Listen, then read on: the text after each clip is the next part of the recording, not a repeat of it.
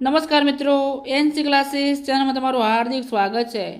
મિત્રો, ચેનલમાં નવા તો લાઇક શેર અને સબસ્ક્રાઈબ કરવાનું ભૂલતા નહીં। મિત્રો, શિક્ષકો માટે ખાસ મહત્ત્વના સમાચાર છે, તો મારા વાલા શિક્ષક મિત્રો ચેનલમાં નવા હોય તો સબસ્ક્રાઈબ અચૂક કરજો।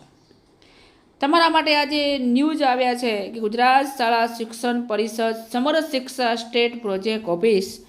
તો મિત્રો, આપણે મેન મુદ્દા ઉપર આવીએ છીએ કે નિયામકશ્રી શાળાનો કમિશનરશ્રી શાળાઓની કચેરી શાળા છોડ્યા બાબતના પ્રમાણપત્ર જે સ્કૂલ લિવિંગ સર્ટિફિકેટમાં વિદ્યાર્થીના નામ લખવાની પ્રથા નિર્ધારિત કરવા બાબત।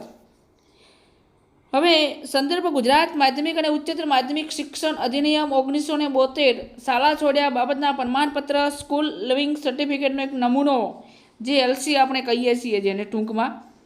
તો ઉપરોક્ત વિષય અને સંદર્ભે અન્વયે જાણવાનું કે રાજ્યની તમામ સરકારી પ્રાથમિક અને માધ્યમિક શાળાઓમાં બાળક એક શાળામાંથી બીજી શાળામાં પ્રવેશ મેળવે તે સમયે તેને જે તે શાળામાંથી સ્કૂલ લિવિંગ સર્ટિફિકેટ શાળા છોડ્યા બાબતનું પ્રમાણપત્ર જે એલસી આપવામાં આવે છે।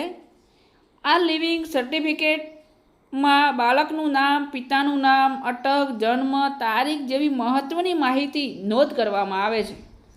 અને મિત્રો, જે હાલમાં આભાર આઈડીની કામગીરી ચાલી રહી છે, ઘણી ઘડી પતી પણ ગઈ છે અને ઘણી ઘડી અમુક બાકી છે, કેમ કે આભાર આઈડીની અંદર એકરૂપતા નથી હોતી, નામ અલગ અલગ હોય છે, એટલે આભાર આઈડી બને નહીં।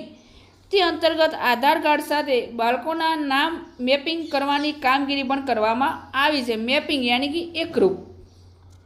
ઉપરોક્ત બાબતે ધ્યાને લેતા હવે આગામી શૈક્ષણિક સત્ર જૂન 2025થી જે બાળકોને લિવિંગ સર્ટિફિકેટ આપવામાં આવે તેમજ શાળામાં નવીન પ્રવેશ મેળવતા બાળકોના જનરલ રજિસ્ટરમાં નામ નોંધણી જે જીઆર છે એની અંદર નામ નોંધણી કરવામાં આવે તેવા બાળકનું આખું નામ લખવામાં, નામના અંતે અટકનો ઉલ્લેખ કરવામાં આવે તે અંગે તથા આભાર આઈડી, આધાર કાર્ડ અને એલસી તમામ ડોક્યુમેન્ટમાં નામની એકરૂપતા જળવાઈ રહે તે મુજબ આપની કક્ષાએથી ઘટતી કાર્યવાહી કરવા વિનંતી। તમને એક વિનંતી સૂચક કરી છે કે જે પણ કંઈ માહિતી ખૂટતી હોય અને સંપૂર્ણ પૂરેપૂરી એકરૂપતા દર્શાવવા માટે તમારે પૂરેપૂરો પ્રયત્ન કરવાનો છે। તો મિત્રો, ફરી આપણી ચેનલમાં મળીશું। જય હિન્દ, જય ભારત।